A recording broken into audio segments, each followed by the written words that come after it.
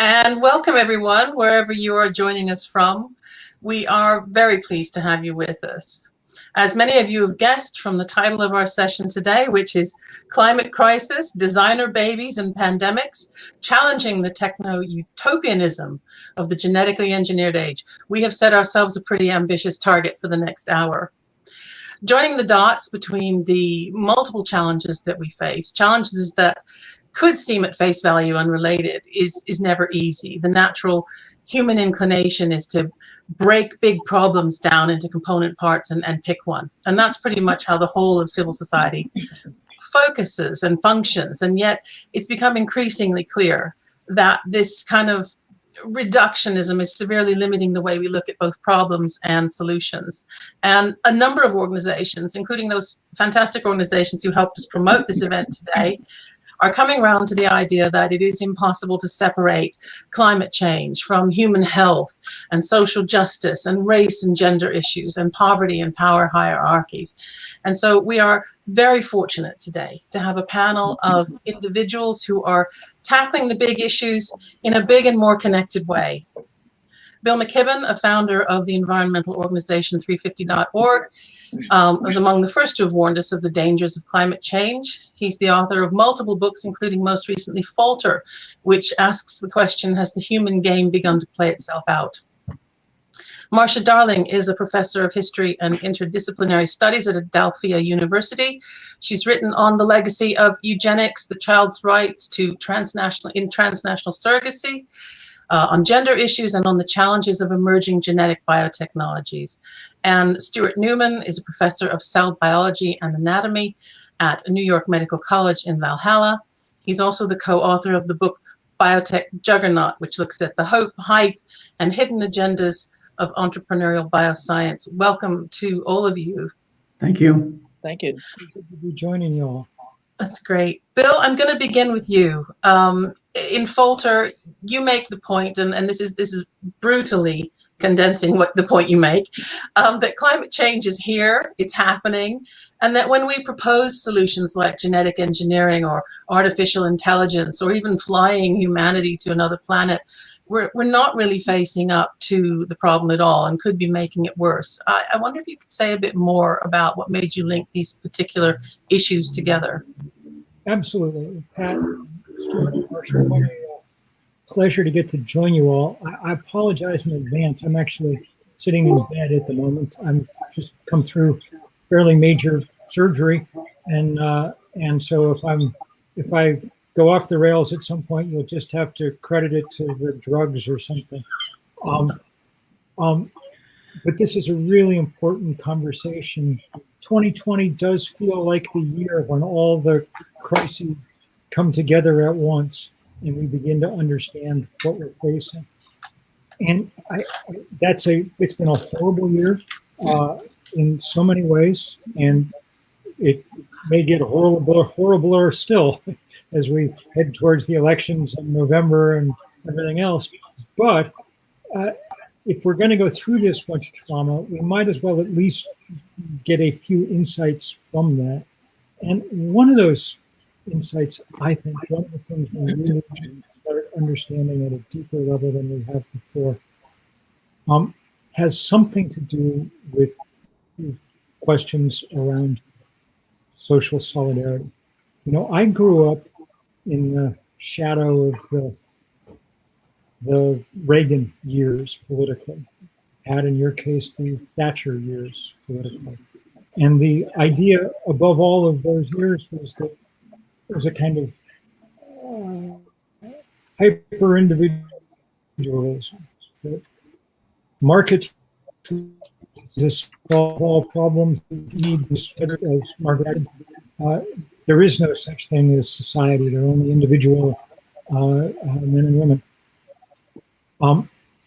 It was Ronald Reagan whose favorite laugh line always was, the 9 scariest words in the English language are, I'm from the government and I'm here to help.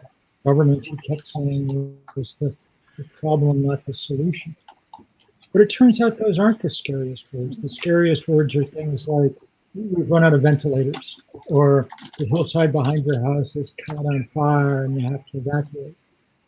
And these are not problems that yield themselves to market solutions. They're problems that demand we figure out how to work together. And working together is also the sort of precise opposite paradigm from the idea that the way out of our dilemma is to engineer our children so that they're so intelligent or perfect or some such that there'll never be any need for cooperation. We live together on a planet, and learning to acknowledge that together part is got to be the ground zero for useful work on almost any of these crises that we face. Leaving behind that kind of hyper-individualism is going to be paramount, I think, if we have any hope of confronting any of this. So that's why, if you were forced me at gunpoint to explain why there might be some hope that emerges from 2020, it's merely that that message might begin to sink in a little bit. Okay, that's certainly a positive start. Marcia, I'd like to turn to you a little bit. In some nations, we're seeing a big push for new reproductive and genetic biotechnologies that are potentially very undermining to women's reproductive rights. I wonder, what are you seeing in this field, and what are some of the social justice issues around these, and also touch a little bit on Bill's hyper-individualism theme there.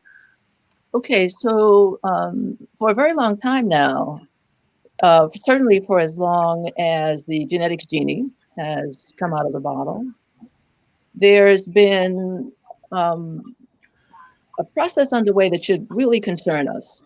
And that is that the governance mechanism by which we focus on values, decide what our values are, and then apply those values to how we use and instruct the genetic genie how to behave, what to do and what not to do. For a very long time, that governance mechanism is actually behind the technology. So the acceleration of the technology is out in front of our boundary making. And I don't mean our individual or civil society boundary making. I happen to think the values that are being discussed and dialogued about at the level of civil society are really quite sound. Quite serious questions about germline engineering, questions about bodily integrity for women, the process of using women's biological functions as a kind of a laboratory for how to pursue lifting those processes into a lab, replicating them, and then applying them to a generation of future children. So that's what I mean by the genetics genie is out of the bottle. That in and of itself is not a cause for alarm, I would argue. The issue is the genetic genie is out of the bottle. What are we going to do about that? What are we going to do with it? What boundaries do we set? What values do we apply? Now, in terms of something that Bill has just brought forward, this focus on individualism and the process of moving careers and profits into the marketplace by way of privatizing them and owning them, let me say for a very long time, I have been very concerned and even resistant to the notion that our public trust, our commons, our public commons can be privatized, can be owned, can be moved away from the public trust where it belongs. And so as someone who teaches, one of my deep concerns is, how do I have conversations with the young by which I encourage them to take responsibility for stewardship around caring about the environment, caring about boundaries, values, and not simply being lured and seduced into this idea that all technology represents progress. So much of that is to say, not stuff the genetic genie back in the bottle. That's impossible. That's not going to happen. But here and now, those of us who are adults and older adults, young adults, what are our responsibilities around setting boundaries around that technology, particularly to protect vulnerable populations, women, and women's reproductive agency? It simply isn't the case that women have had for a very long period of time the right to have some sense of self-determination about our bodies. And even now, it is under challenge in the courts here in the United States. Issues that we thought Roe v. Wade, issues that women thought were settled. And I don't pretend to speak for all women, but I do speak in this moment for a progressive view of how to bring technology together with governance and regulation. It's a really interesting point about new technology and limits and boundaries. I think that is a real core issue. And I know, Stuart, it's something that you have been looking at too. A good portion of your book is devoted to human genetic engineering, the twins in China who were at least theoretically supposed to be engineered to be resistant to HIV. And most recently, you and I have had discussions about germline manipulation and gain of function, and this idea of making children resistant to coronavirus. Superficially interesting, but what are the real problems with this approach?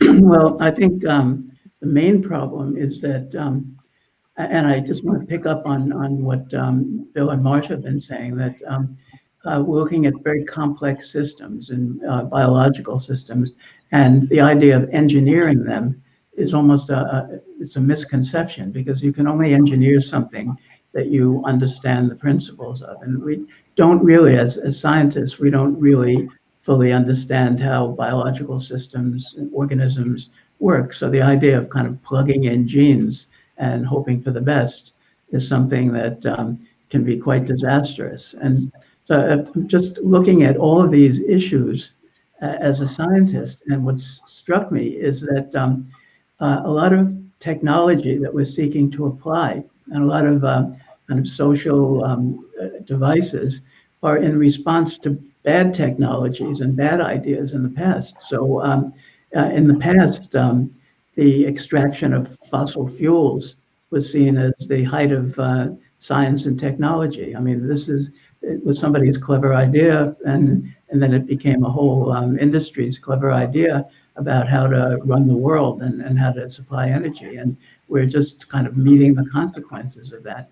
And in fact, going back even further, the plantation system was looked at as somebody's great idea about how to grow cotton, grow crops, and we're living with the consequences of that. I mean, and then there are responses. You know, the environment heats up, so let's apply a technological solution. Of course, air conditioning is going to solve that problem. And then the plantation system starts not delivering the way people want it. So let's introduce the cotton gin. Let's do the triangle trade. It's basically, it's one bad technology heaped on another bad technology, and civilization bears the consequences of this. And what happens is that something that starts out as a marginal technology then is partly successful, at least for some people, and then there is basically vested interests in enforcing it. So, you know, people fight to enforce fracking and fight to enforce using fossil fuels, and people fight to enforce the slave system. We have a civil war about it.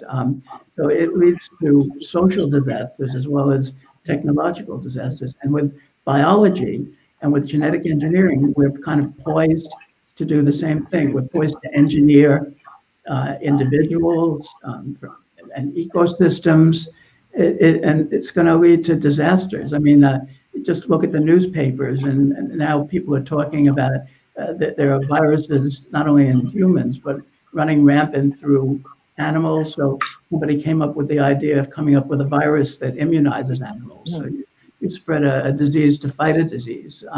So we haven't done a lot of these things. We haven't put them into place. We haven't put germline modification in any large scale into place. And we can decide, based on all of the disasters of the past, not to do it, because it's really a bad idea. It strikes me, listening to all of you, that there are a couple of important subtexts here. Just going back to genetic engineering and away from all the other technologies that haven't quite gone right. The first is the notion of genetic determinism. That is the idea that all life's problems begin in the genome. And of course, framing and approaching our problems that way automatically changes the way we frame solutions as well. The second, I think, is more Victorian than futuristic, and it's this idea that we have bad genes. And if we can get rid of those bad genes, then humanity can be good. But of course, the looming issue there is, even if it were true, who gets to choose which genes and which traits are bad and which ones are good? I wonder if any of you have anything to say on that. Well, Donald Trump was in Minnesota 2 nights ago, gave a big speech about what good genes people have in Minnesota. And went on and on and on to his whole crowd about what good genes they have. Didn't take a whole lot of subtext to try and figure out what he was saying there, I don't think. And of course, it's, I mean, that we're even having discussions like that in 2020 is crazy. One would have thought that if anything had happened over the last 50 years, we might have moved past that, but clearly not. And so we need to reiterate at the beginning the ground rules once again. We're all people. And I hope that some of the truly tragic events of this summer may have helped bring that home. Bring home not only our connection, but the fact that the lines of vulnerability run in the same direction everywhere. So the most famous quote of 2020 came tragically from George Floyd as he was being murdered. He said, "I can't breathe." And you can't breathe because there's a cop kneeling on your neck or because your community is stifled by police brutality. But you also can't breathe because the same communities are far more likely to host, say, coal-fired power plants. Asthma rates are 3 times as high among Black Americans as white Americans. It doesn't have the slightest thing to do with genetic disposition to asthma. It has to do with where the hell you live. We can't breathe because because there's so much wildfire smoke in the air across the western U.S. They're telling you to shelter in your house and keep your windows shut so that none of the outside air can enter. There's not an individual cure for that. There's only the hard work of defeating climate change. On and on and on, but always with the same valence. The iron law of climate change is the people who did the least to cause it suffer first and hardest. And that's basically true of just about everything else, including COVID too. So again, if 2020 has given us any gift at all, it's a kind of X-ray of our society to demonstrate where the fractures are. That may be a metaphor that I'm a little over-comfortable with right at the moment. X-rays and fractures, but I think it's a powerful reminder of just what we've learned in the course of this year. Marcia, you look like you wanted to say something there. Yes, actually, Pat, I wanted to pick up on your, I think, kind of allusion to eugenics, and to say that some ideas become very seductive for even very smart, well-educated people. It simply is not true that eugenics movement was this fringe element of people that just were misguided and misinformed. And it had everything to do with selling the idea about, first, there are bad genes, particularly after, Galton frames and names the gene in the late 19th century, comes up with the Greek word eugenics, meaning, the pursuit of good genes. And so the idea, it's very easy to sell many people on the idea, as it was, and I'm not so sure we're past that now, that there are bad genes and that there's a technology to fix the bad genes. Of course, eugenics didn't so much offer a new technology. The eugenics movement offered the idea that those people with bad genes would be restricted from being able to reproduce. But still, and as I said, there were a lot of, across the political spectrum, ideological spectrum, different countries around the world, this idea that there's something in relation to biological determinism, there's something in nature that needs to be either eliminated, restrained, or with a technological fixed and have the technology fix it. So, I mean, I know that there are elements of the eugenics movement that after the Nuremberg trials moved into taking up places in the new infant genetics field, I won't get into that now, but it certainly does speak to the ongoing seduction, if you will, the attraction of being able to fix bad genes. Is part of the seduction that it sounds really simple, Stuart? I mean, you will know that it's not simple, but to some people, it's a quick fix. It's a little edit, and then we can fix everything. Right. So that's the seductive part of it, but it's based on bad scientific theory. So it's not just bad technologies that are all around us, but a lot of science is really combating not just confronting nature directly and finding out about it, but is really dispelling bad ideas, bad scientific ideas of the past.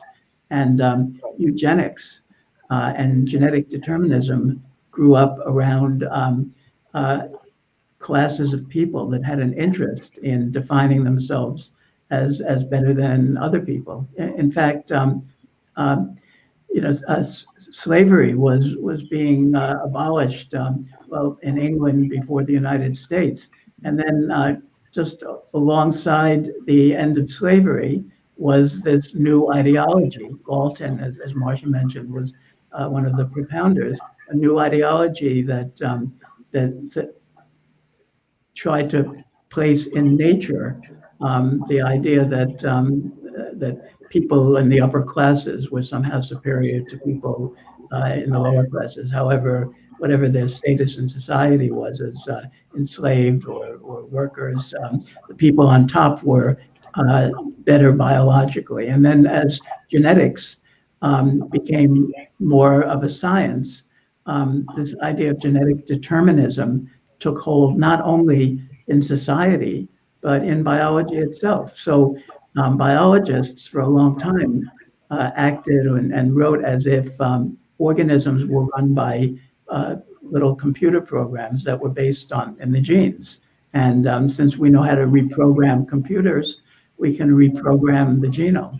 But what we're finding out more and more is that genes don't always act the same way in different individuals. So the same gene can act quite differently in two different people. And certainly we've learned a lot about genes from looking at non-human species.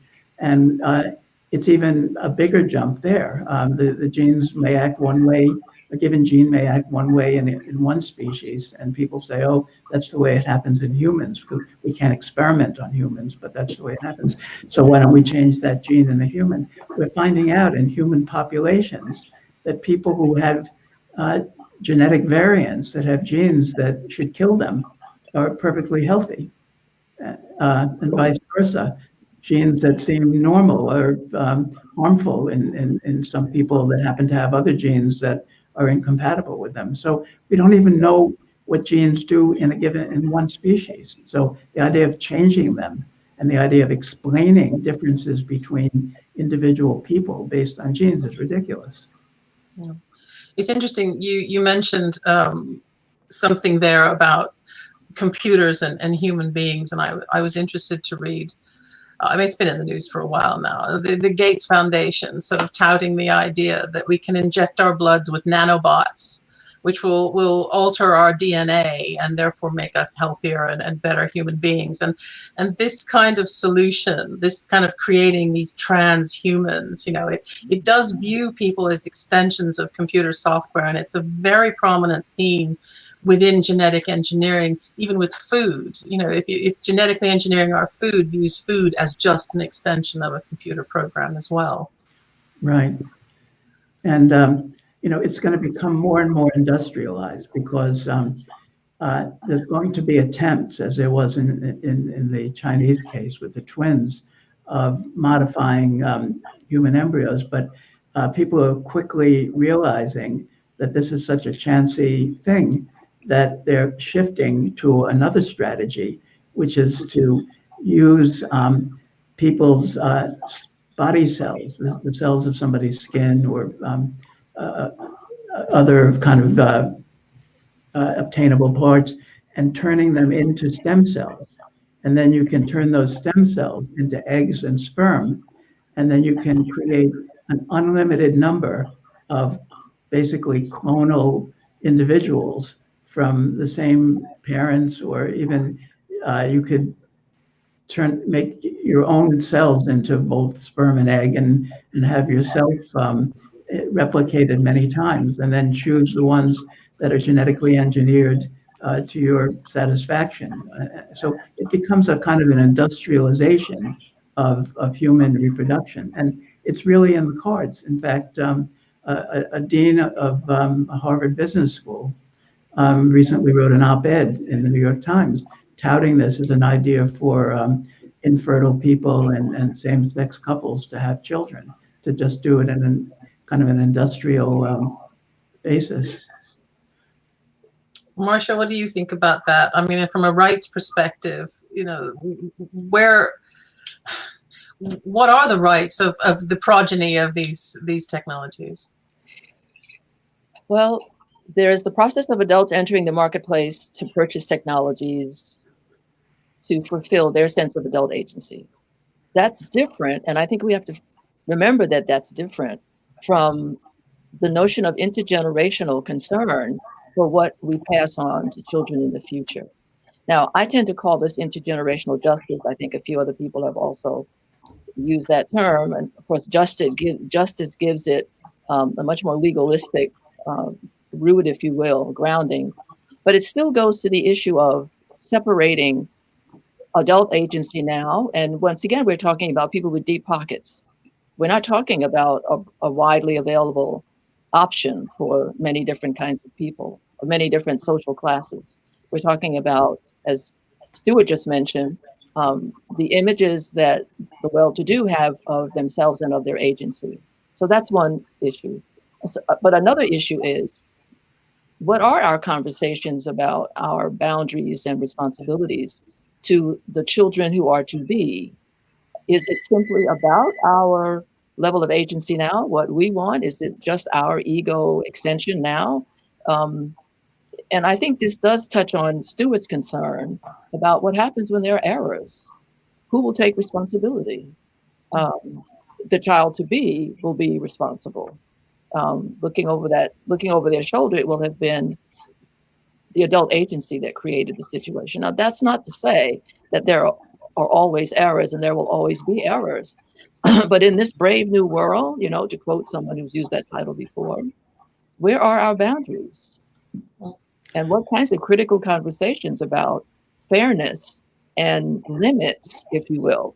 I mean, I find myself in some conferences using that term, and people start to shudder. Well, yeah. Why should we be pulling back from the notion of limits? Anyway. Yeah, I'd like to pick up on the intergenerational point that Marcia raises. There are actually prospectively good uses for genetic technologies. If somebody is very ill, if an existing person is very ill, sometimes there are no cures for what they have, and genetics may present cures, because in an adult or a child, it's usually one organ that's compromised, and you can modify the genes in that organ. When you start talking about genetically engineering people that don't yet exist, that's what's called germline modification. It's prospective, and this is not a pressing point, because you don't have anybody who is sick. You have just somebody who might be sick if they're allowed to come into existence, and we want to stop that. It's basically a problem that is not a real problem. It's just something that is possible to do scientifically. So there are business models accumulating around it, and people say, well, why don't we try it? It might give people options to have children that they wouldn't have based on their own genetics. And it becomes a kind of a consumer desirability that is not really a social problem. So there's that side of it. And then there's also this question of deception in selling these things. So, for example, and you probably know, Pat, in England, there's a technique of producing people prospectively by mixing parts of eggs of two different women. It's called It's been called mitochondrial transfer. At least that's the way it's been sold to the public. It was approved in Great Britain. It went up through Parliament, and it was, as Tina Stevens and I show in our book, Biotech Juggernaut, it was based on basically a misrepresentation of the technique, because it wasn't mitochondrial transfer at all. It was taking the nucleus of the egg of one woman and transferring it into an egg of another woman. So it was nuclear transfer. The nuclei have most of the genes of the person, 22,000 genes. The mitochondria have just a few dozen genes. And it was sold as mitochondrial transfer because it was more palatable and it seemed less dangerous. But in fact, it was dangerous, and it was nonetheless approved based on misrepresentation, not only by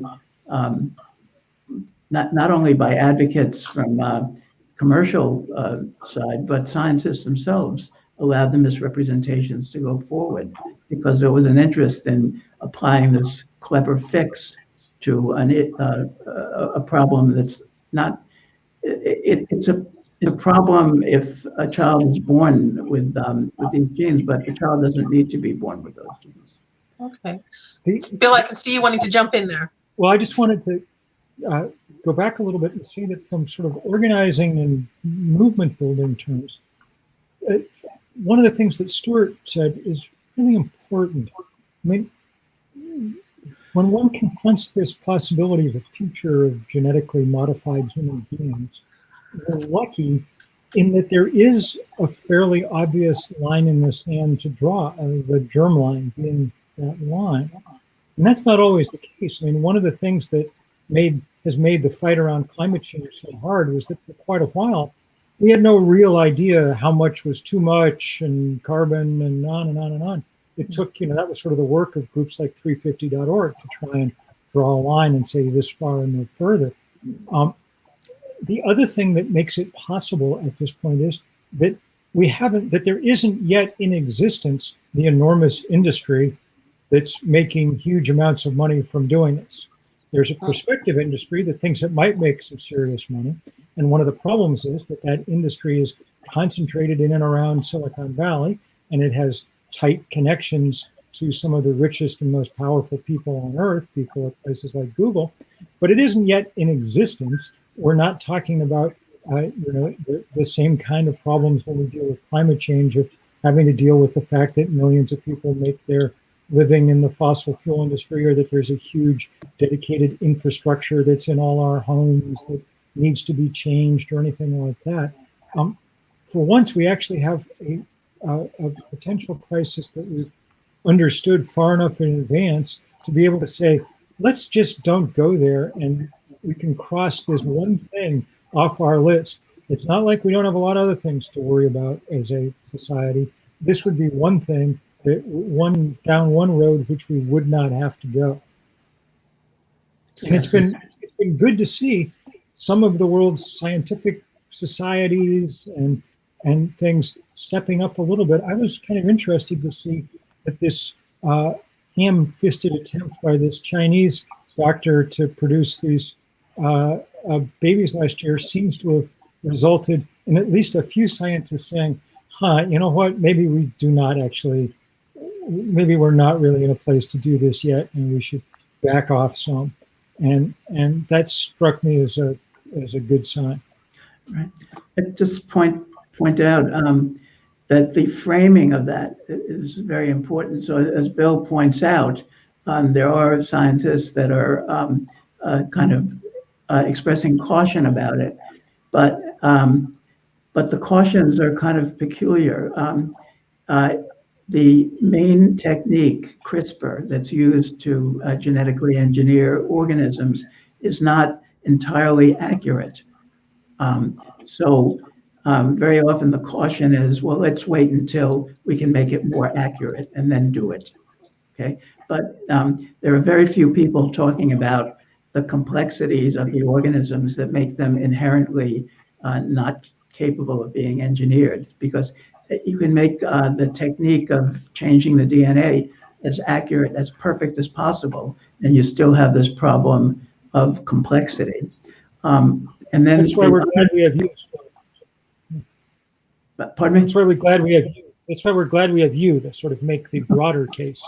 And then there's the framing of accessibility. So very often there was a letter in Science by a whole bunch of people that were concerned about this, calling for public discussion.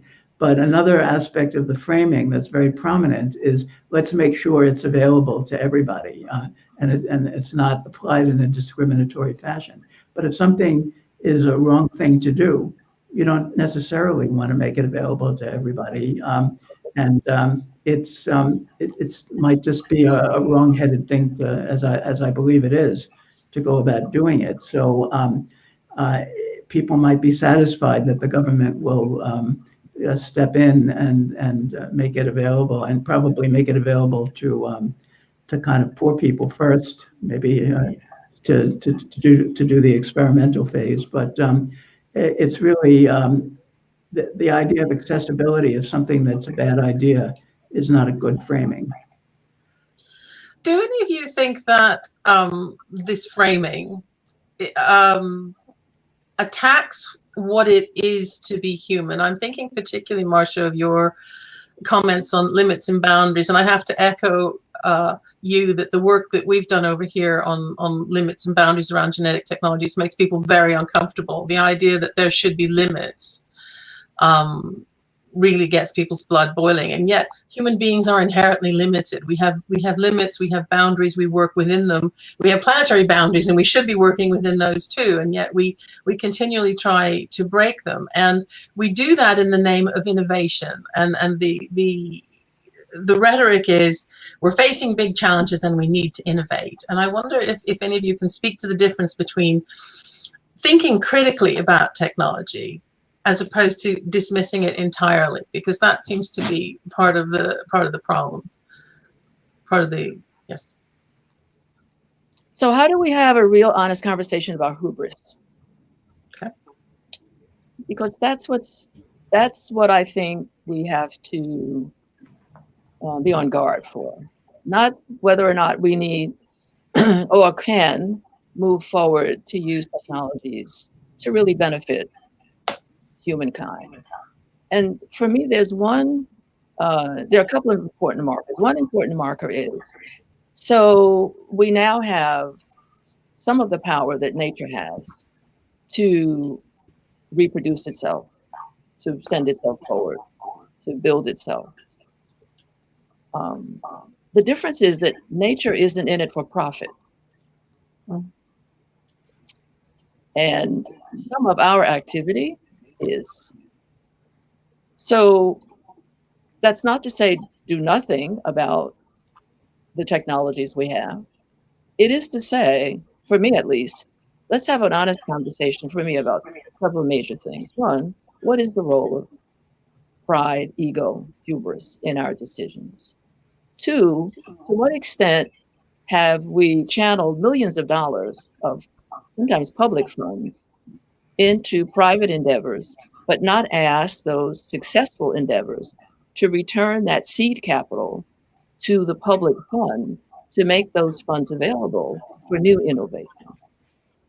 Because then what happens is part of what drives people is this notion that I have to get something, use it, keep it, and keep it all for myself. Not I have to use what's in the public comments or public trust or public kitty, use it to fund innovation, but then be sure to give something back, at the very least, what I received from the public good, give that back, give those resources back to make that capital available for other entrepreneurs, other scientists, other people with good ideas. So do you see how that over time, it encourages this level of selfishness that is laced with what I, for want of another term, call hubris. And we do have a choice. We do have choices about intervening in the conversations we have with one another and the choices and decisions we make about these issues. It's not somehow beyond us to do that. And sometimes some of our actions speak to almost this sense of the inevitability of selfishness and egotism. Right. There's a real good case in point that illustrates these issues. Is in 2004, there was an initiative, ballot initiative in California, Proposition 71, that called for $3 billion to be spent on making embryonic stem cells. The federal government in the US had banned making embryonic stem cells from human embryos. So California decided to go on its own.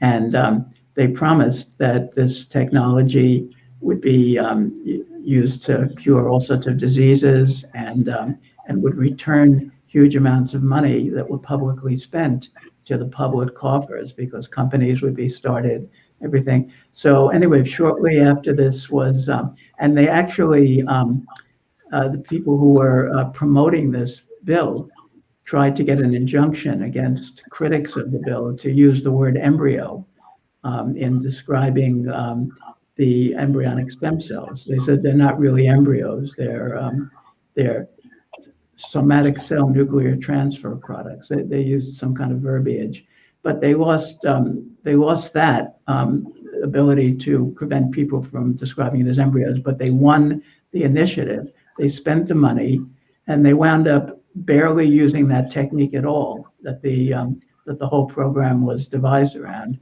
They started the California Institute for Regenerative Medicine. They funded a lot of projects using other technologies, which became more useful.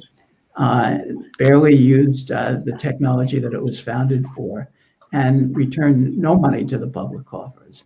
And now they're coming back again and asking for $7 billion, I think, to keep on doing it. Bill, did you want to jump in there? Just to kind of broaden the discussion a little bit, I really want to go back to Marcia's powerful world around hubris. Look, the idea that there's something either right or wrong about technology, and that solving that question will help you solve the problem is wrong. There are technologies that exist to make our impact on the world around us bigger, and technologies that exist to make our impact on the world around us smaller. So, for instance, I think the most important thing that governments can be doing at the moment is figuring out how to build solar panels as fast as ever they could.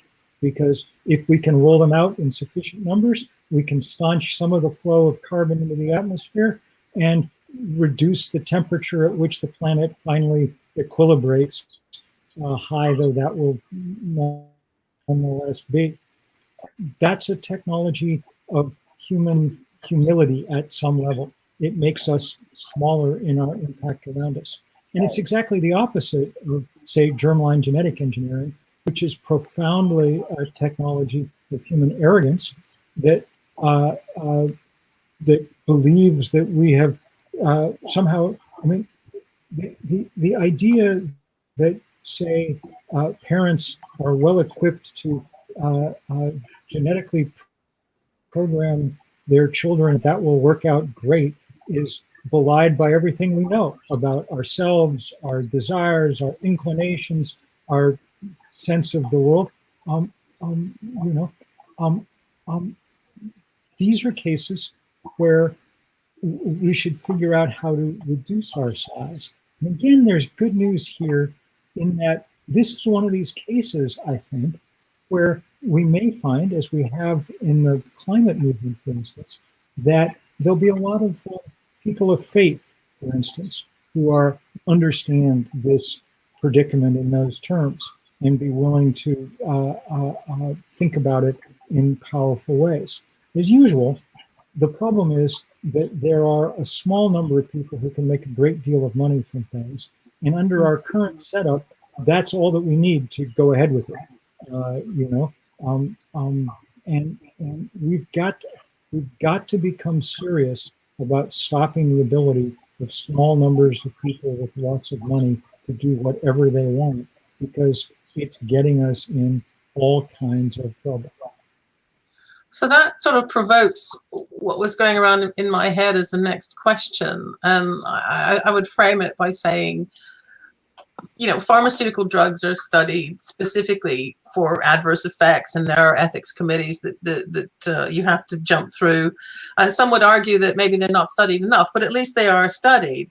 Technology, when it is released into society, is not necessarily studied for its adverse effects. It doesn't have to prove its benefit. It's not necessarily subject to ethical inquiry.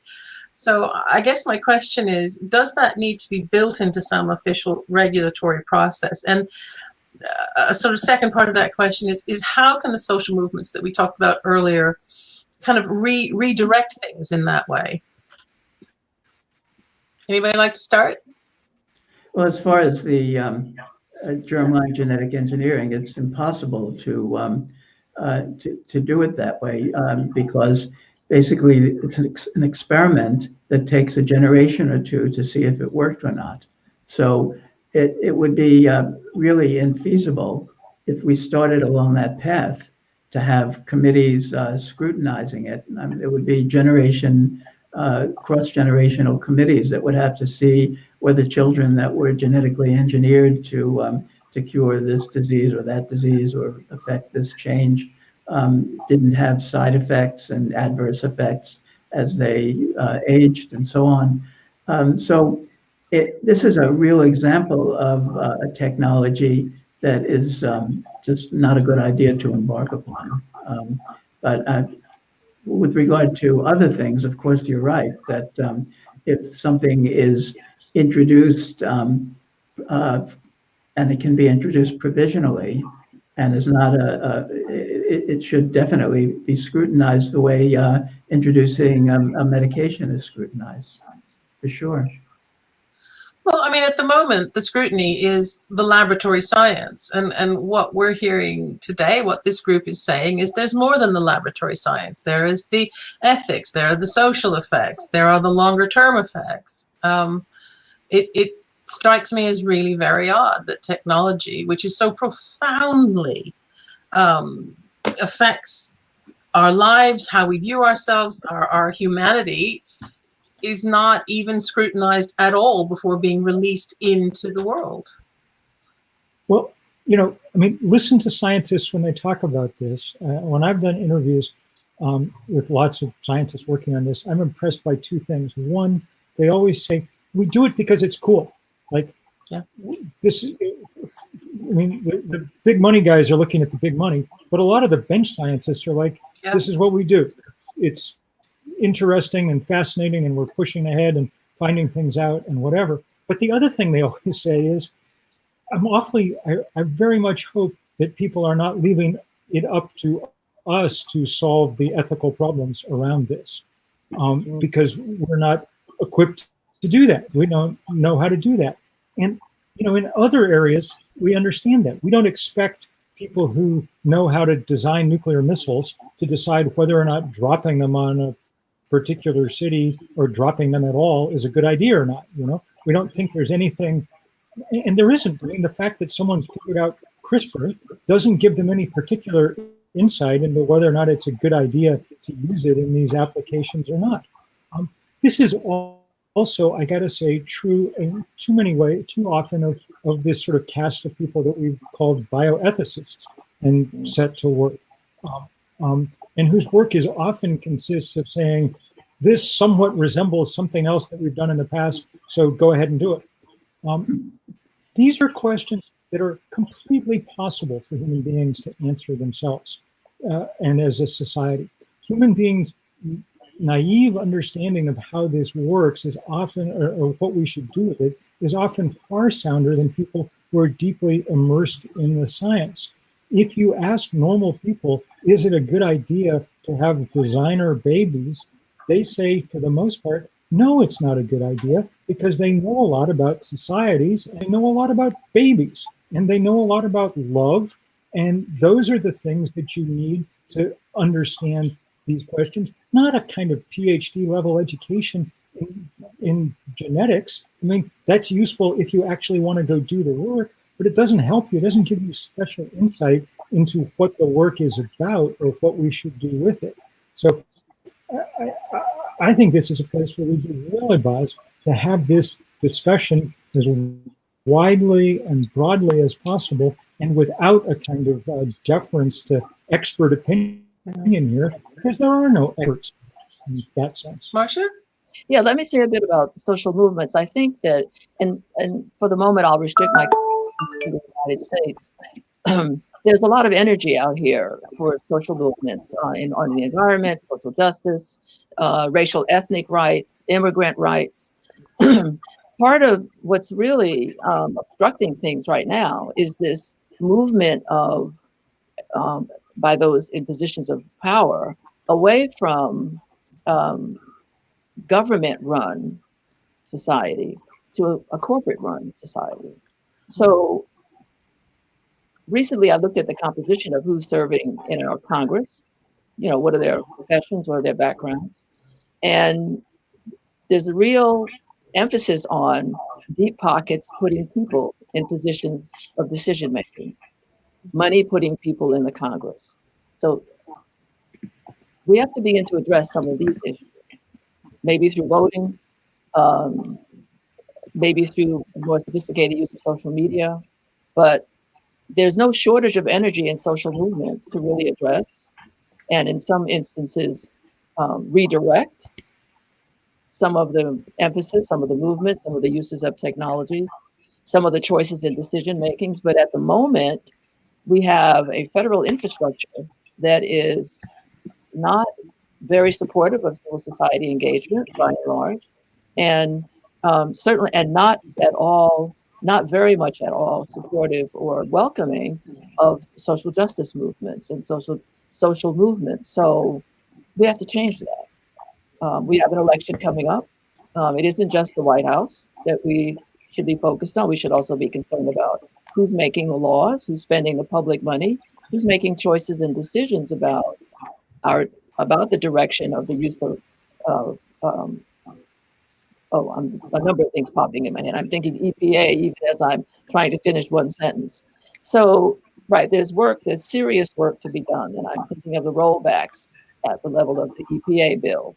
So, so there's energy, and we have to make a better way for that energy to be translated up through government so the different choices and decisions can be deliberated on, can decided on, and put into place. Okay. We're coming very close to our hour now. I wanted to ask each of you a sort of final question, if you like, and I'll frame it this way. A million years ago, when I was editing a magazine called The Ecologist, I circulated a list of questions to my staff that I hoped that they would consider when they were confronted with a new technology. And they looked at it from ecological and social and practical and political and aesthetic and all sorts of different perspectives. And of course, few technologies stand up to all of these things. But I wondered, in our last moments, if you could give each of you could give some advice to our viewers today about critical thinking when it comes to technology. When you're faced with a new whiz-bang technology that just sounds like it's going to change the world, what are the key questions that you think people should ask to try and make sense of it? Oh dear. Well, I could start. Well, okay, thank you, Stuart. Go ahead, Bill. Well, I was just going to say, I mean, the first thing obviously is to look and see if it causes more problems than it solves, and very often that's the case. But the even deeper question is just to ask yourself first whether there's actually a real problem it's trying to solve anyway. I mean, the problem that human genetic engineering is trying to solve is people aren't good enough. But that's not a problem. People are good enough. We're completely capable of doing all kinds of things. We don't do them because we live in unjust social structures. We don't look out for each other. We haven't, we're responding to a bad series of cues. We have compromised history, on and on and on. But we can overcome those things. We're capable of doing it. We're quite remarkable. So that would be the very first advice would be make sure that the thing that you're solving is actually a problem, not just a kind of opportunity for making money, which is a very different thing. The fact that you might have to forego something that would make somebody money is not a problem. It's, in fact, it often turns out to be a great virtue in and of itself. And if I could say a few words about precaution. So not too long ago, I mean, not even a century ago, some decades ago, always before us, there was this idea that any maverick technology innovation should be able to establish that it will do no harm. And that was called a precaution principle. Now, it is still important and vital in many places in our thinking, in our behavior, in the science community, and in other places as well. But it has now run up against this rush for branding technologies, this rush to make profits, as Bill was saying, this rush to hurry up and enter the marketplace with something. So for those of us living here in the States, think for a moment about, I don't watch that much television, but I've seen a few ads where a drug is promoted in an ad to solve a problem. And then if you listen carefully, by the end of the commercial, it lists no less than 5 other things that can happen to you if you take this drug. And those other things are pretty serious. Enough so that when I listen to what it's meant to intervene in, barring if you're allergic to it, and then I listen to all of the, but here are the other things that can happen to you, I like shudder. So that backs up to caution. How are we looking at novel maverick technologies or protocols and asking, do we know it doesn't do harm? And when it comes to genetic technologies, experimenting on mice and animals, even primates, is not the same as experimenting on humans. So if I can leave one message, to what extent do we revitalize a precautionary principle of, we know this up to as much as far as we can ascertain, we know, we have tested it, we know this will do no harm. Precaution. Precaution as a way to protect consumers, and precaution as a way to protect real humans. So that's what I would leave things with today. Thank you. And I would end by saying that science itself is a kind of a differentiated enterprise. Excuse me. So just because something involves genes doesn't mean it's scientific. I think that informed people very often kind of pit the scientific world against the anti-science world, but it's much more complicated than that. Within science, there are divisions.